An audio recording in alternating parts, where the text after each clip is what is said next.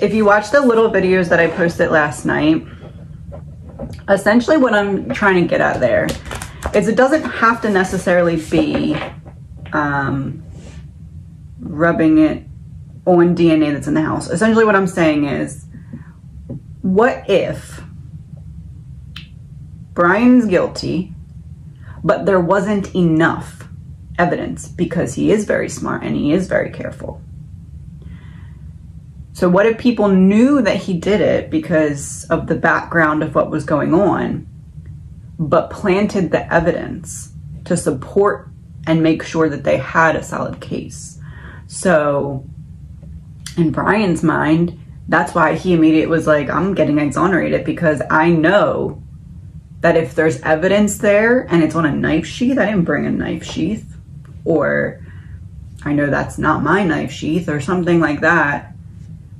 That could be why he was so confident to be exonerated, because in his mind, he knows if there's forged evidence or falsified evidence, it makes it so my whole case gets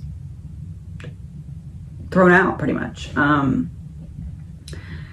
It taints the whole integrity of the case if there is a crucial key piece of evidence that he knows that's not mine.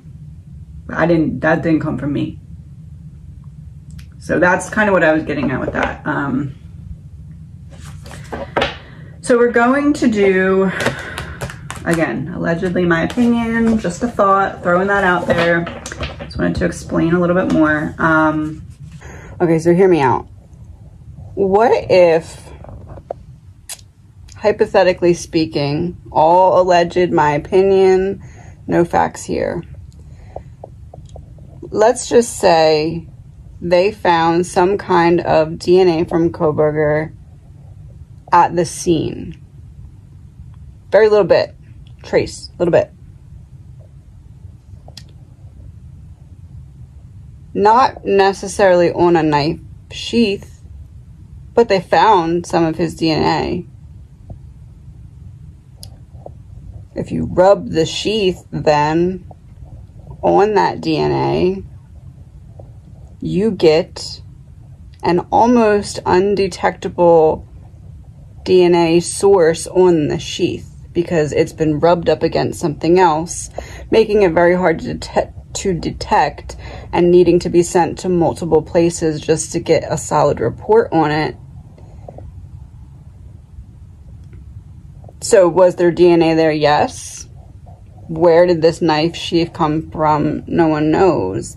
And in my readings, I kept getting something weird about it, something weird about it, how it got there. There's something weird about it.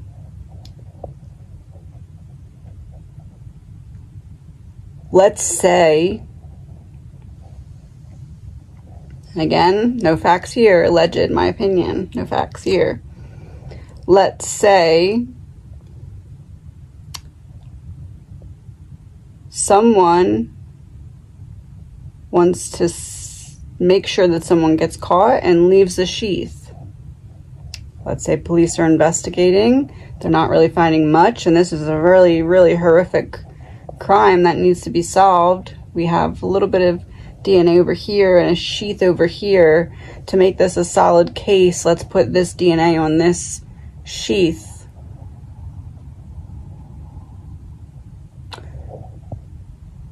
It could be that Brian did not leave the sheath on accident. It could be that that might not even particularly be his sheath.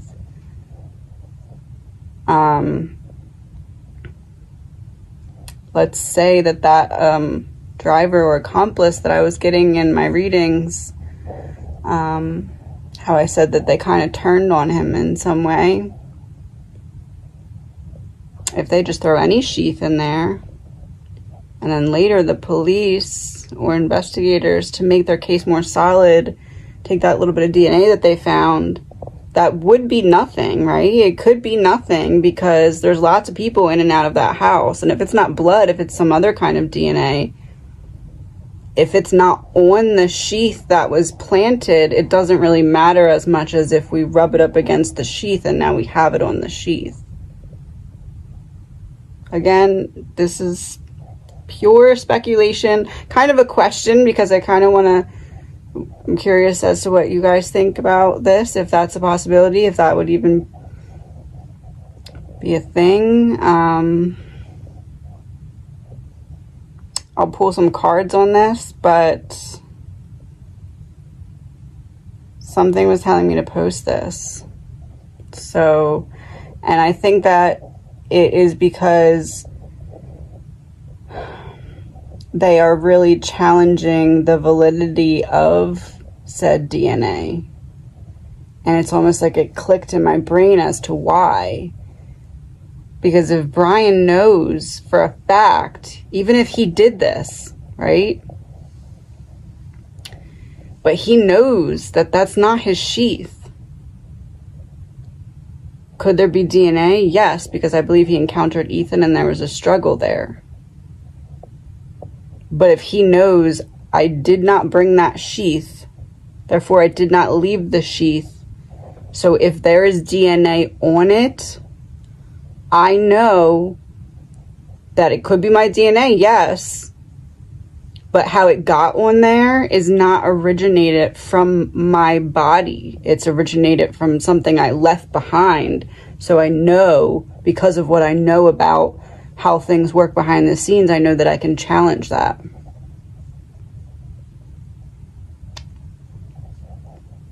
Again, no facts here. Alleged, my opinion. Have a good night. And if that's the case, that Brady Giglio violation or whatever you call it, I don't know if you call it a violation or like a hearing, what that is going to be a really big deal in terms of collection of evidence and the preservation of DNA. It's weird because it's almost like Brian's team is going to try and get everything thrown out because of some potential ethical overreach of the use of forensic genealogy.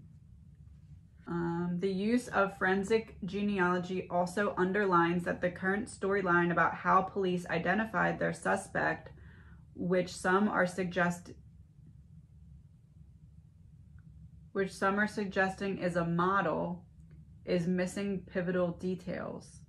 According to numerous genetic genealogists, the case embodies an emerging trend of leaving out any mention of forensic genealogy from... Can you tell I didn't read this before?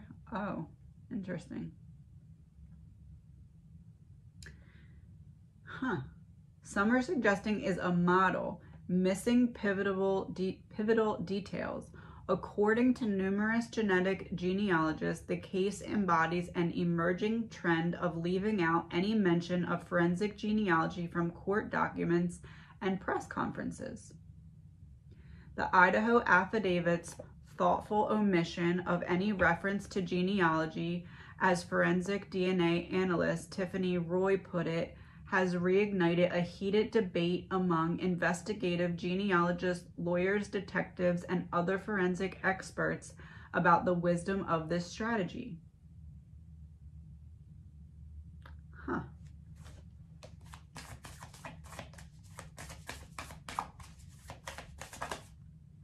The sun shining light on something, seeing if it can be used as absolute truth or not. The Hermit reverse.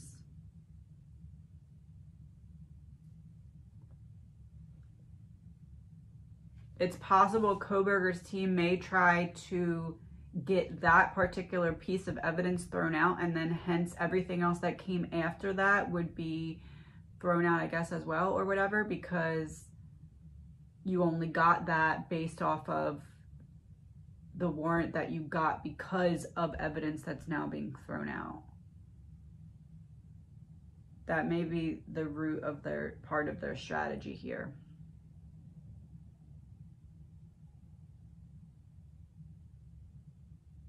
It's like they'll go back through other cases and say, oh, well, you used it here, but why wasn't it in the report? is it because it's not absolute and you can't trust it? Because if that's true and you knew that and used it anyway to get everything else, then you were going on an unethical method of obtaining evidence. Or maybe not unethical is not the right word, because you can be unethical and still be technically legal. Like you're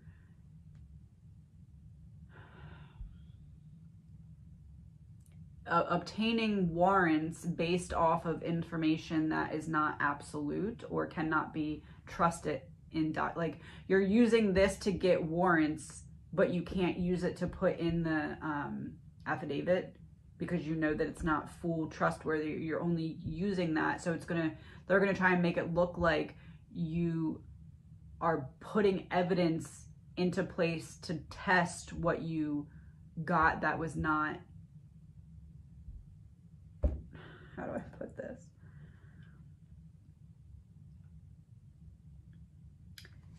Using a method that you know cannot be proven and used in court and used in the affidavit, you based everything else off of that piece of information. So if that piece is not valid, how is anything else that came from that valid? I think that's the route that is going to be attempted to be taken here. The way that they went about this, and the fact that it's not typically how they said used in